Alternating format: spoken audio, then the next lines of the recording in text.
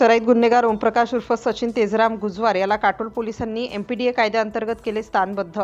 Katol police station हद्दीतील एक सराईत गुन्हेगार ओमप्रकाश उर्फ सचिन तेजराम गुजवार वय 31 वर्ष राहणार गुन्हे तालुका काटोल जिल्हा नागपूर यांच्यावर गंभीर गुन्हे दाखल असल्यामुळे त्याला एमपीडीए कायद्यान्वये स्थानबद्ध करण्यात आले आहे। या आरोपीवर चंदन झाडांची चोरी करणे, खून करणे, बेकायदेशीररित्या विनापरवाना दारू बाळगून तिची विक्री करणे आणि अवैध अग्निशस्त्र बाळगणे यांसारखे अनेक गंभीर गुन्हे नोंदवण्यात आले आहेत। हा आरोपी सराईत गुन्हेगार असून तो आपल्या परिसरातील लोकांमध्ये भीती निर्माण करून दहशत पसरवत होता। नागपूर ग्रामीण पोलिसांनी वेळोवेळी त्याच्याविरुद्ध प्राप्त झालेल्या तक्रारींची दखल घेऊन त्याला अटक केली होती। पोलिसांनी त्याच्या गुन्हेगारी कृत्यांवर नियंत्रण मिळवण्यासाठी अनेक वेळा प्रतिबंधक कारवाई देखील केली होती, परंतु तरीही आरोपीने आपल्या गुन्हेगारी कारवाया सुरूच ठेवल्या होत्या।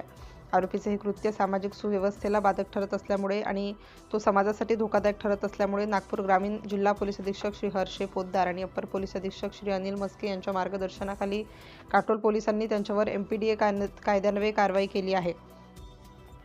नागपूर जिल्हाधिकाऱ्यांनी या सराईत गुन्हेगाराविरुद्ध स्थानबद्धतेचा आदेश काढला होता। या आदेशानुसार काटोल पोलिसांनी तात्काळ आरोपीचा शोध घेऊन दिनांक 31 मार्च 2026 रोजी याला ताब्यात घेतलं।